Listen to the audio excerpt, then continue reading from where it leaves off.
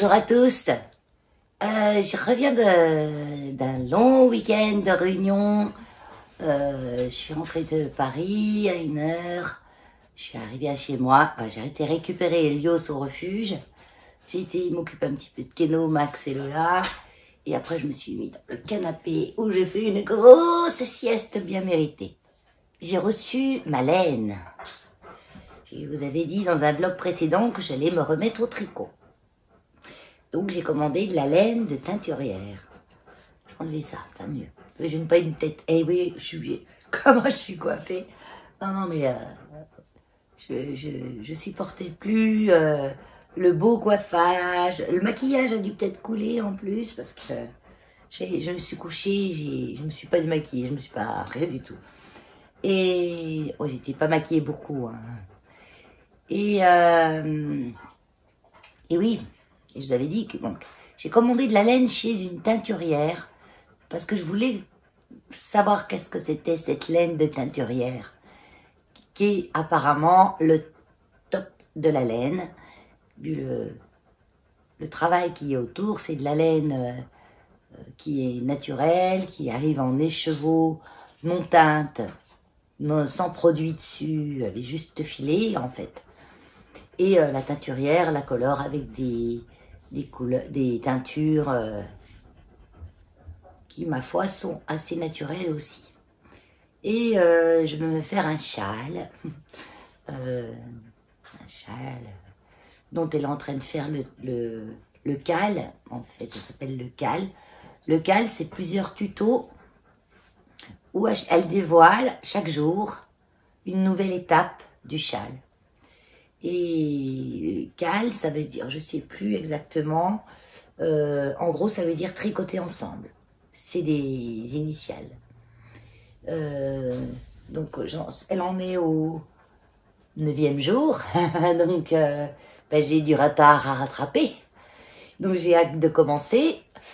Toute cette semaine, j'ai repris de la laine qui me restait, de la laine que j'avais eue chez Action ou chez Nose, que j'avais acheté sans savoir trop ce que j'allais en faire. Et je me suis réentraînée aux bases, que je savais quand même, hein, les bases. Faire des mailles, le point mousse, le jersey, maille en droit, les côtes, ça je sais faire.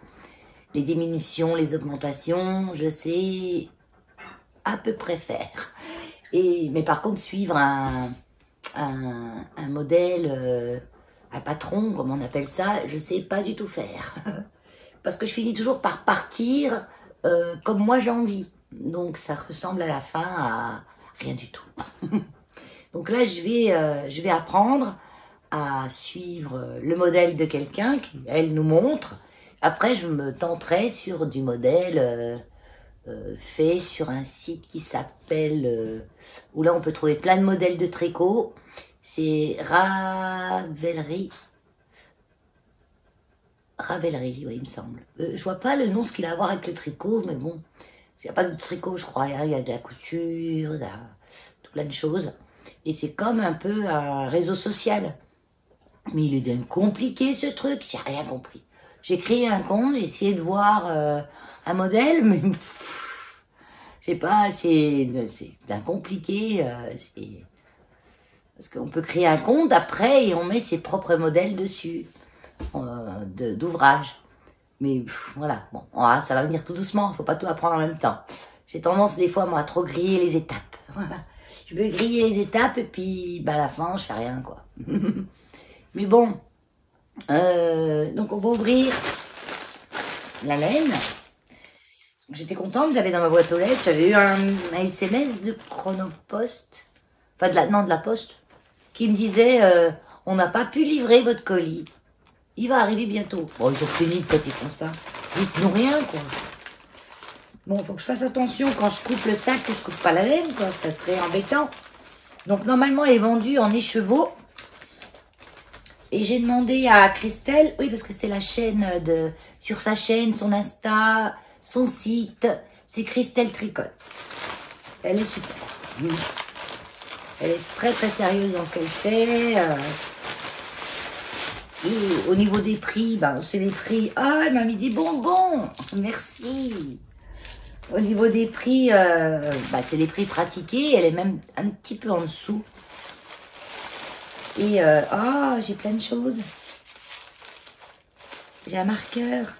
Alors ça, c'est des marqueurs. C'est des marqueurs de maille. Donc si vous aimez mieux sur un tricot, quand on tricote, à un endroit précis, on doit faire ça.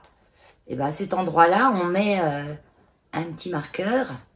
J'ai pas mes lunettes, alors je vois pas trop ce que c'est. J'ai des dauphins. Et puis ça... Oh, attends, 2 secondes, hein. Je mets pas mes lunettes à cause de la ring light, c'est désagréable. Ah, et un robot de cuisine. Ah, on dirait mon Kenwood. Je sais pas si vous allez voir. Ouais, il est trop marrant. Et il y a un petit rond, après on le met, on tricote, et puis hop, on glisse l'aiguille dans le truc, et on sait qu'à cet endroit-là, il se passe ça. Ou on le met dans un endroit où on s'est arrêté, comme ça on sait qu'est-ce qu'on a fait comme travail. Puis on est content, on dit, ouais, le marqueur est là, j'ai fait tout ça. Voilà. Ah, c'est génial. Des bonbons, des marqueurs de maille. Moi, je m'en étais fait, je sais pas où je les ai mis. Je m'en étais fait avec des petites épingles gouges. Non, ça fait comme ça. Gourdes. Des petites épingles gourdes. Et puis, j'avais des petits charmes. Donc, j'avais pendu dessus. Ça marche aussi. Donc, oui, il y a plein de choses. Et donc, elle était gentille parce qu'elle m'a mis la laine en écheveau. La laine qui est normalement en écheveau, elle me l'a mis en pelote. Parce que, soit vous avez des bras, quelqu'un de gentil qui reste comme ça avec les chevaux dans les mains et vous bobinez de l'autre côté. Soit vous avez un tourniquet en bois, on met les chevaux et puis avec un autre truc, on tourne et puis ça fait la pelote. Moi, j'ai ni les bras, j'ai que 4 pattes moi ici, ou 2 petites papettes. Donc j'ai demandé à ce qu'elle me le fasse et elle me l'a fait. Donc j'ai cette laine qui est du Méribambou. Donc Méribambou, c'est 80% de mérinos, 20% bambou. Superwash, Mérinos Superwash, c'est qu'on peut laver comme il faut, quoi. Elle s'appelle cette laine Inès. 400 mètres pour 100 grammes. Aiguille de 5 à 3,5. Je vous montre Christelle tricote sa carte. Voilà. Et c'est une laine qui est, comment dire, il y a plusieurs couleurs en fait. Elle est blanche et par endroits on a du vert. On a du vert, oui, on a du vert. Elle est blanche et crue, naturelle, et puis on a des couleurs, des petits speckles, c'est-à-dire ces petites touches de vert. Celle-ci, après moi j'ai pris, parce que j'ai pris 3 couleurs pour mon châle. Donc j'ai pris 2 couleurs et une couleur plus foncée pour faire la transition. Il y a encore des cadeaux. Ah, Vitalité vert. Oh, mais j'ai blindé de cadeaux en plus. Donc celle-ci, c'est aussi Mérini. Donc la Mérini 100, c'est 75% mérinos, 25% de nylon. Donc cette laine-là aussi, on peut faire des chaussettes. Ça, je pense que ça sera ma prochaine étape. Tester à faire des chaussettes. Pareil, 425 mètres pour 100 grammes. Aiguille de 5 à 3,5 et la couleur c'est camouflage. Donc camouflage, c'est un vert un peu plus foncé que le kaki. Et puis ce qu'il y a de bien avec les teintures comme ça, il y a des nuances dans les couleurs. Donc je sais pas ce que ça va rendre qu'avec la ring light, parce qu'elle est fait noire, donc j'ai que ma ring light et puis ma lumière de plafond. Mais c'est pas... Je vais montrer en plein jour aussi. Donc elle est belle. Alors, une douceur. Alors pour voir si une laine est douce et si on va la tolérer sur la peau, parce que souvent ça gratte la laine. Ou... Bon, il paraît que la zone la plus sensible du corps c'est là. Donc vous faites là, comme ça. Et si ça vous pique pas, c'est que votre corps la supportera. Et celle-là, pas du tout. Celle-là non plus. Trop bien, trop bien, trop bien. J'ai hâte de commencer. Et la troisième couleur, donc c'est celle-ci. Alors celle-ci, elle a du jaune, du blanc, du marron un peu orangé et de l'orangé. Donc moi je vais faire ça et je vais faire des transitions avec celle-là.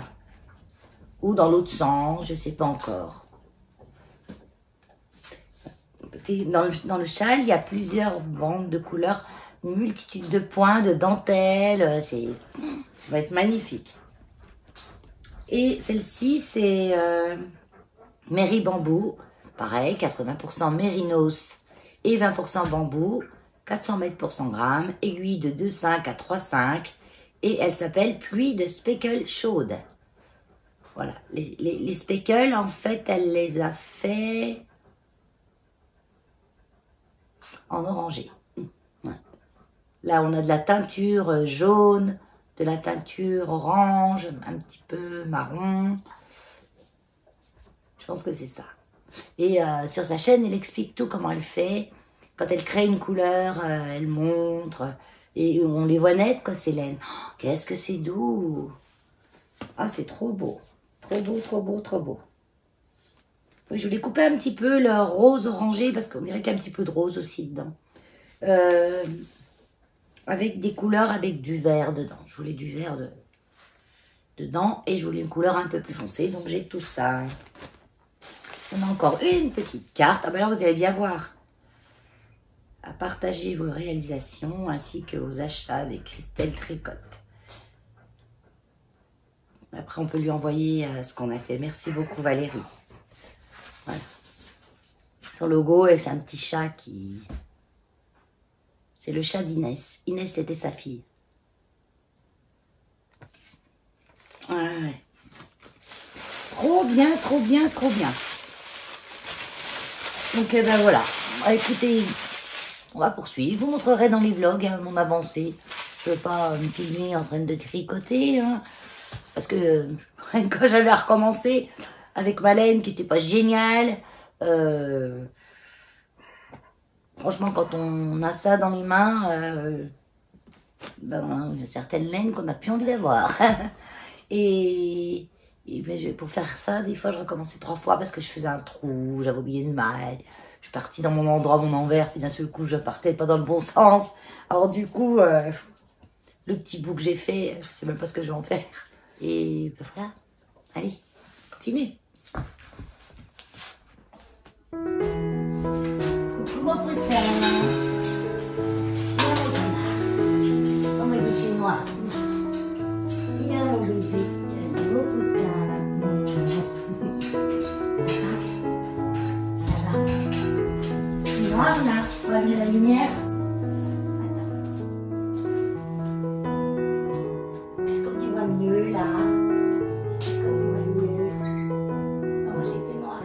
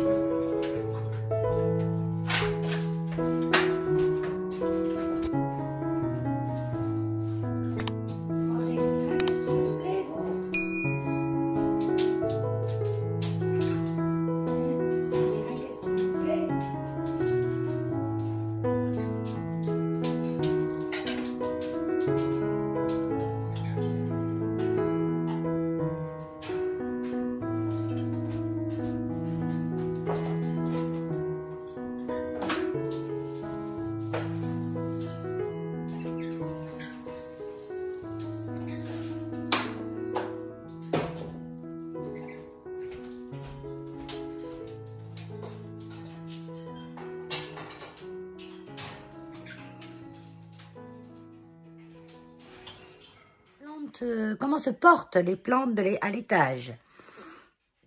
Ben moyen. Moyen. On n'a pas de lumière, c'est une catastrophe. Donc, on commence par le début. Là, j'ai un petit ficus qui était atteint d'une maladie bizarre. Enfin, je pense que c'était des bébêtes qui faisaient des petites taches marron comme ça.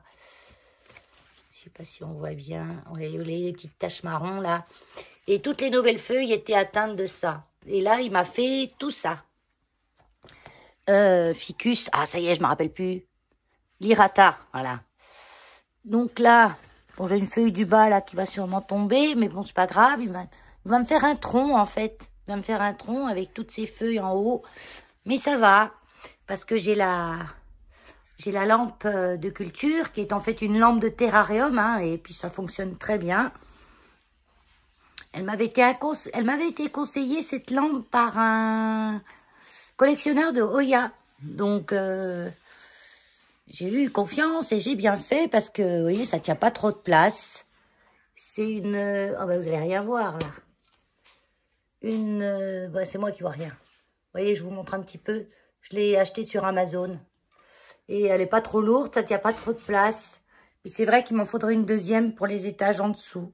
Quoique, ça va, hein, ça va jusqu'en bas, hein, parce que... Donc là, c'est mes plantes d'extérieur. Ça, c'est une bouture d'un ripsalis que j'avais fait. C'est mes plantes de dehors que je peux pas laisser dehors parce qu'elles vont geler. Et ben, elles sont contentes, hein, elles ne meurent pas. Elles se sont un peu dégarnies, mais elles ne meurent pas. Donc, ça va bien. Mon petit cactus. Temple de Bouddha. Je l'aime bien, celui-là. Et bon, c'est des plantes de dehors, donc à l'intérieur, elles sont jamais extrêmement contentes. Regardez le kalanchoé, il est bien rouge. C'est un kalanchoé, je ne sais plus quoi, mais il a bien gardé la rougeur qu'il a quand il est dehors au soleil. Donc, c'est que la lampe, là, elle marche bien. Là, on passe, j'ai des Hoya Thomsoni. Ça va, elle me fait des petites boutures. La Paul Shirley, ça va. On peut dire, ouais, on peut dire que ça va. Et pour l'hiver, bon, celui-là, le Peperomia caperata, ça va pas. Il est tout mou, il est... Je sais pas ce qu'il veut, lui. Je crois qu'il pourrit du pied, là. Il a besoin que je le rempote, je pense. À mon avis, il a pas ses racines comme il faut. Je le sens, il est mou. Il perd pas les feuilles, mais il est mou. Il y en a un que j'ai mis dehors parce qu'il me perdait toutes ses feuilles. Donc, je l'ai mis dehors sur le bord de ma fenêtre. Et puis, le Philo Brasil. Ah ben, écoutez, lui, ça va. Hein. Il ne cesse de pousser. Voyez, il me fait plein de pousses. Donc, lui, il est content, il a assez de lumière. Parce que là, il n'y a vraiment pas de lumière. Si j'ai pas cette lampe-là, il n'y a rien, quoi. Il y a une fenêtre qui est à 3 mètres, qui est minuscule. Donc, à l'étage au-dessous, qu'est-ce qu'on a dans la petite maison? Dans la petite maison, j'ai un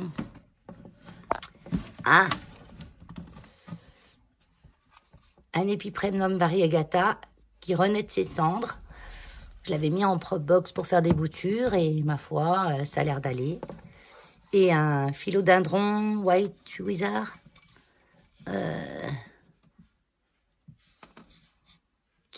Knight, white knight. Ouais. Je vous montre mieux. Donc, ouais, voilà. Il fait sa vie. Ça, c'est mon restant. Mon restant de... C'est là, je vois un petit truc. Là, je vois un petit truc vert. Juste là.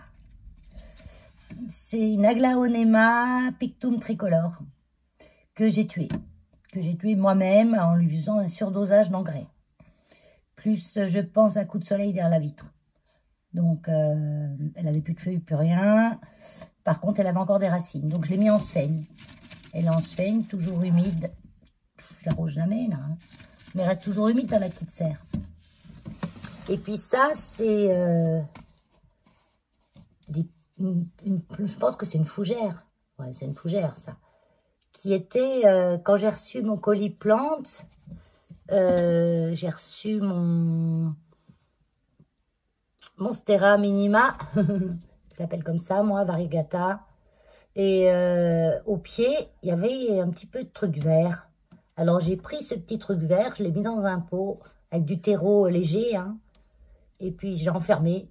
Hein, j'ai mis un gobelet en haut, un gobelet en bas. Je l'ai enfermé, plus elle est là-dedans. Je la touche pas, je la laisse. Je la laisse faire sa vie, elle a poussé. Elle a bien poussé. Donc, nickel. Je laisse. Ensuite, j'ai oui, voilà, hein, vous savez, Syngonium. Syngonium haro, je pense, je suis pas sûre.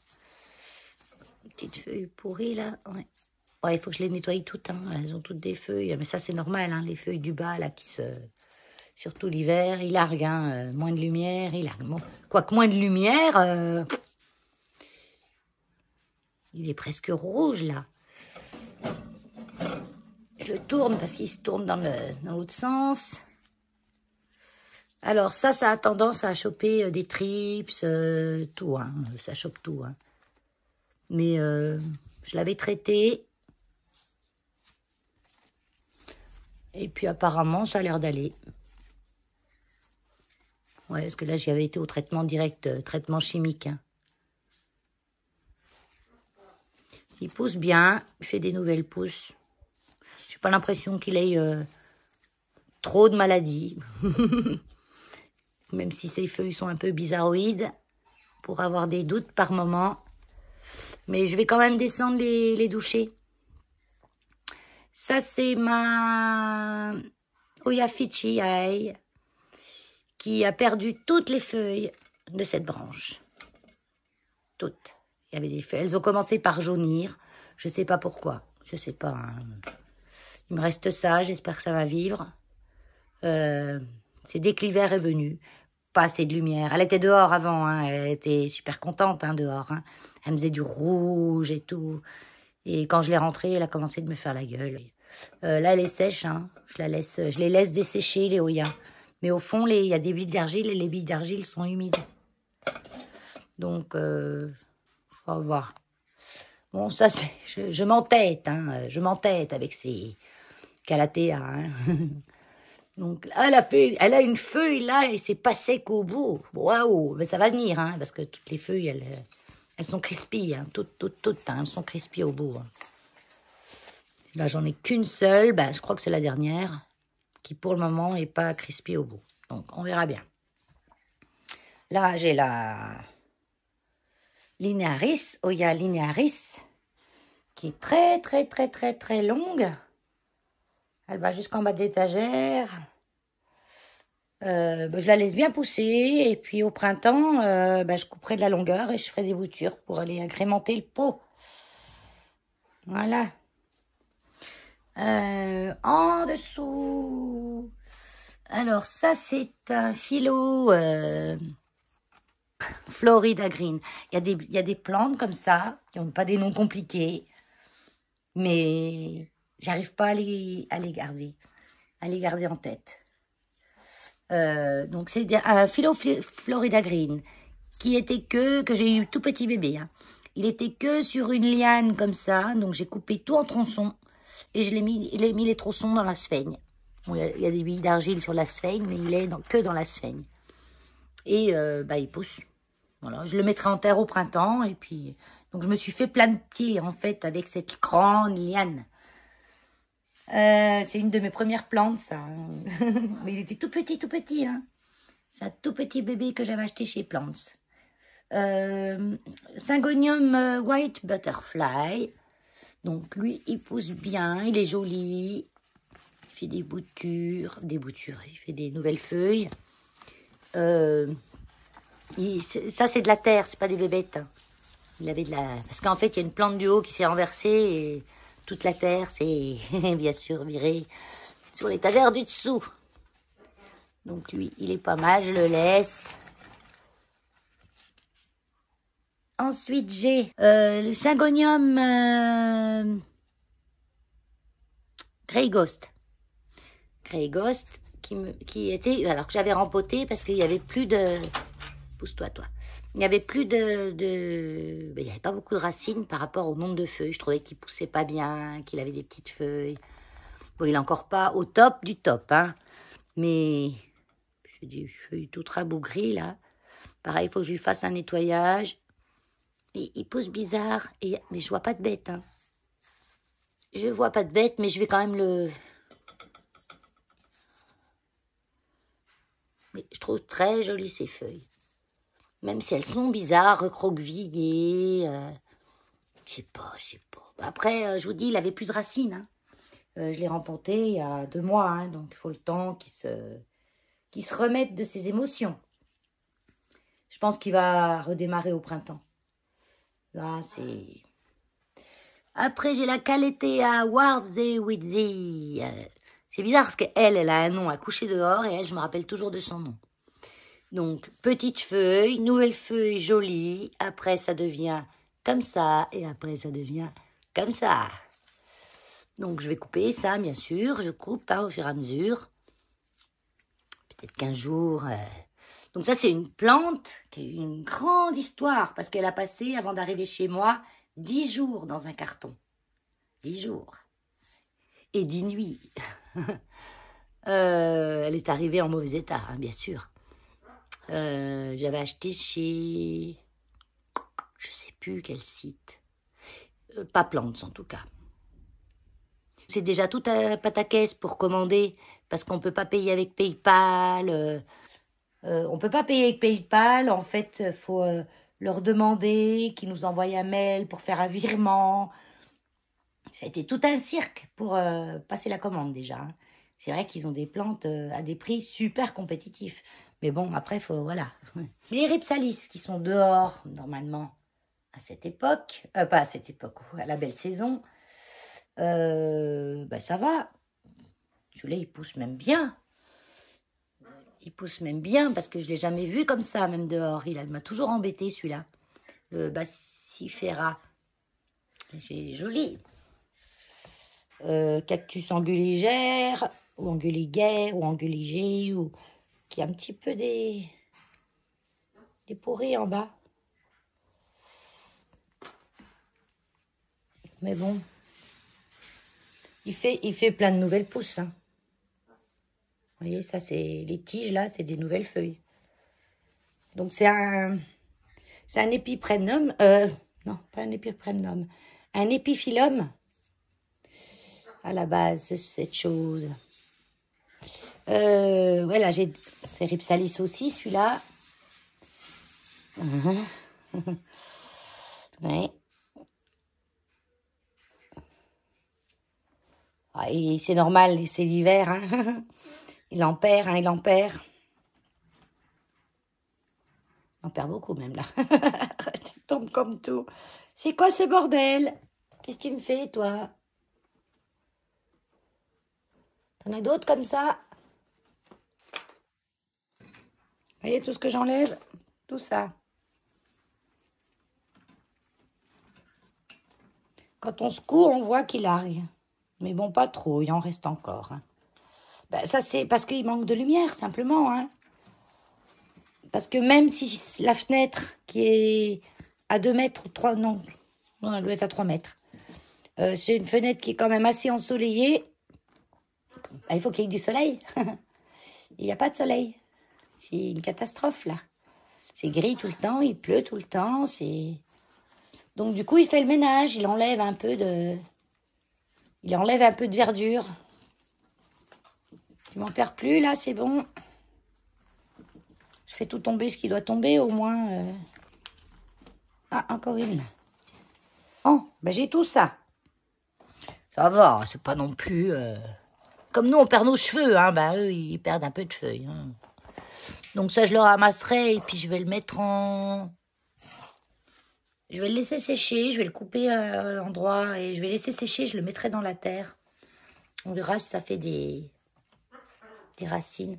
Alors, lui, ça pique. Hein. C'est un Ripsalis monacantha. Oui, c'est ça. Alors, lui, il était pratiquement mort. Parce qu'au printemps, je l'ai mis dehors. Mais comme je connaissais encore pas bien les orientations des choses, du soleil, dans ma nouvelle maison, je pensais qu'il allait être à l'ombre toute la journée. Mais non, il a pris un gros coup de soleil, ça l'avait grillé. Et il a bien repris. Il a bien repris. Ouais. Parce qu'il était presque tout grillé. Hein. Donc là, j'ai un Rhipsalis, non, un Epiphyllum, Crystallinium. Chrysocardium. Ah, Crystallinium, c'est pas ça du tout. Ça existe, hein, mais c'est pas ça. Donc lui, c'est pareil, il était tout mort, et puis il y avait encore une feuille verte, donc j'ai bouturé. Et la bouture a repris. J'en ai un petit bout là encore. Donc je suis bien contente. Lui, pareil, il était mort quand je l'ai sorti dehors. Coup de soleil. Maintenant, ça y est, maintenant j'ai repéré où il y avait le soleil, où il n'y avait pas le soleil. Les Kalanchoe tomatosa, donc ça c'est du classique, mais j'aime bien ces petites feuilles toutes dufteuses. Il y a une partie là mais c'est pas grave, ça c'est bon. Le Forbe Ritchie, donc lui il avait des feuilles qui tombent. Mais bon, c'est normal hein, en fait qu'elles tombent. Il va être tout nu. Hop. Mais il est bien dur, il est bien... Voilà, là c'est ma petite fougère que j'avais mis en pont. En pont avec des billes d'argile parce que j'avais plus assez de pont. Parce qu'elle a de l'eau en dessous, oui. Bon, je l'arrose par le dessus et je laisse de l'eau en dessous. Il y a des feuilles qui ont séché, mais c'est le temps qu'elle s'habitue à son nouvel environnement. Hein, Oh, elle est bizarre cette feuille-là. Regardez. Ça, c'était la... C'était la Crassula marmiriana. Elle a un nom, celle-là. Que j'avais acheté à Leclerc. Au rayon des fleurs de Leclerc. Bah voilà, quoi. Adios. Elle a toute séché, en fait. Et elle a... En fait, le souci, c'est que je l'ai rempotée. Elle était en terreau coco. Et je l'ai rempotée. J'ai voulu la rempoter. Et j'aurais pas dû. J'aurais dû la laisser dans son terreau coco et la rempoter. Parce qu'elle était jolie, elle allait bien dedans. Hein. Mais j'aurais pas dû. Donc, toi, là. Hop.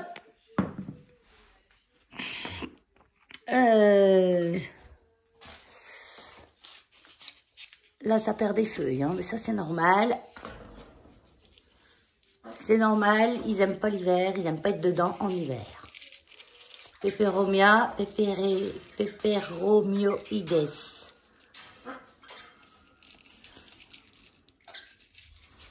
Mais les bébés poussent. Lui, je l'avais rempoté aussi juste avant l'hiver, parce qu'il avait les bébés qui avaient poussé partout dans les pieds, là. On les voyait au travers. Donc là, il fait une sale tête, hein, mais c'est tous les ans pareil. Hein,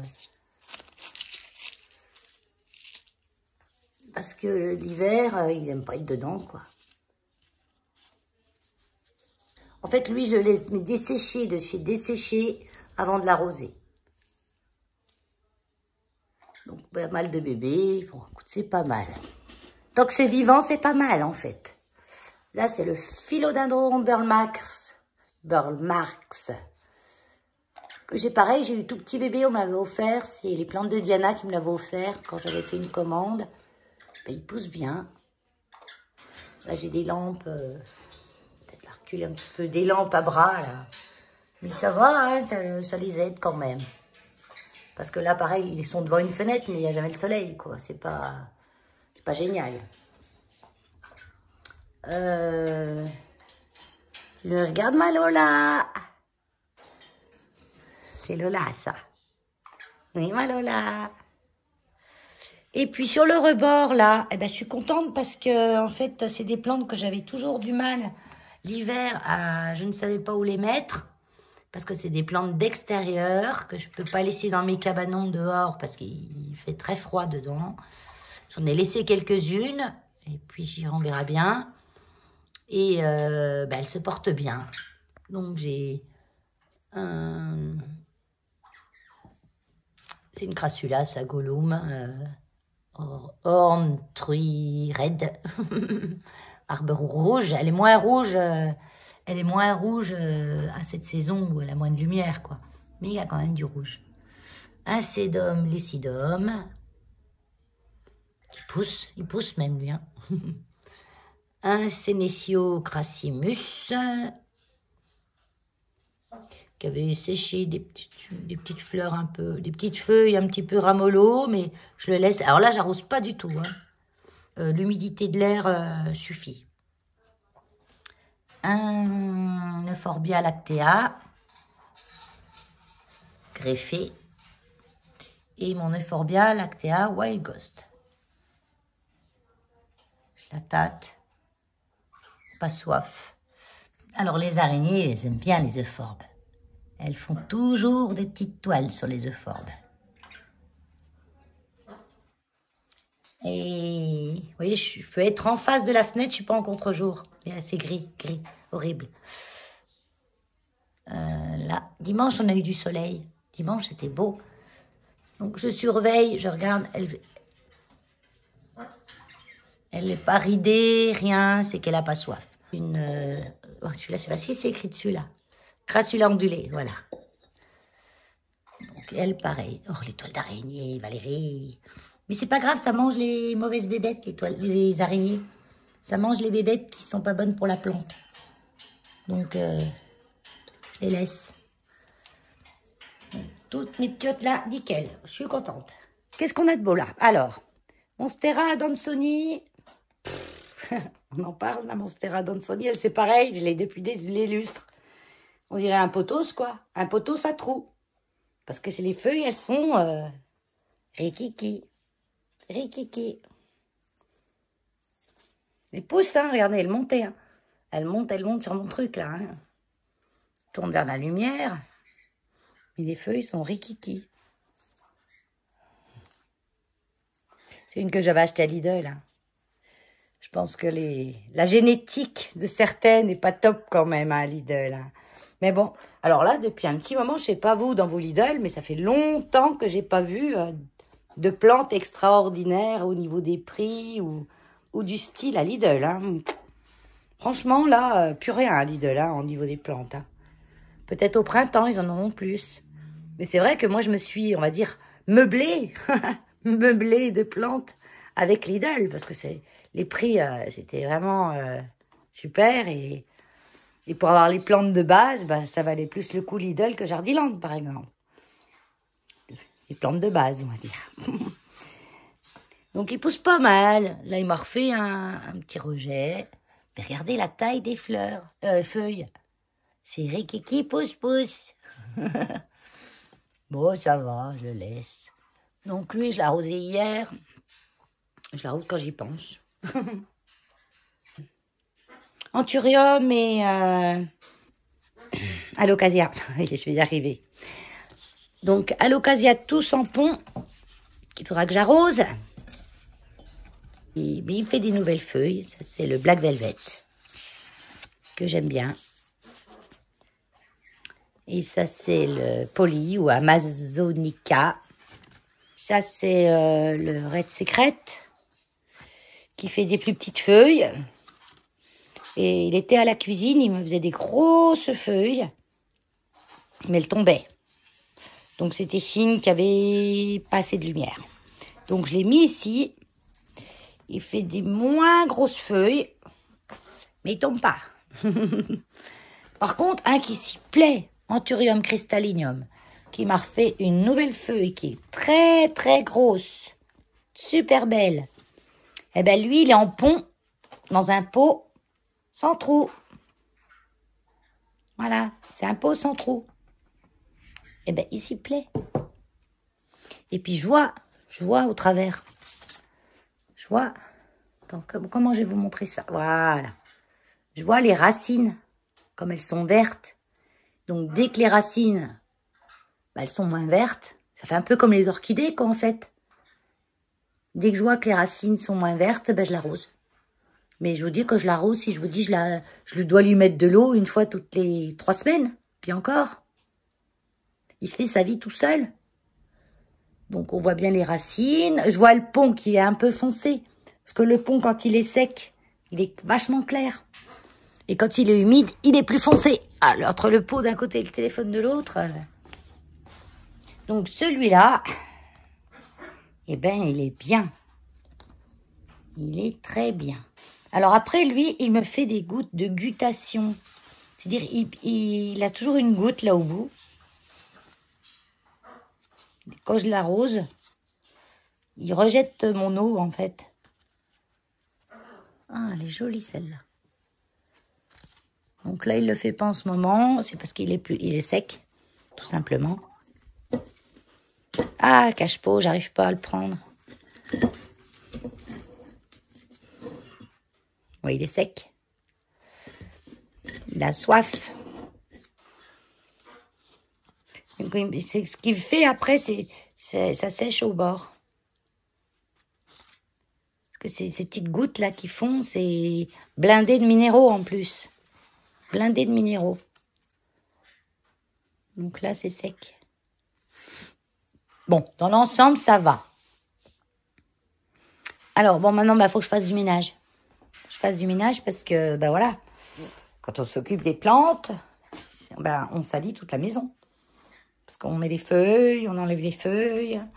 J'ai les plumes. Oh, une petite bleue. Elle est toute jolie.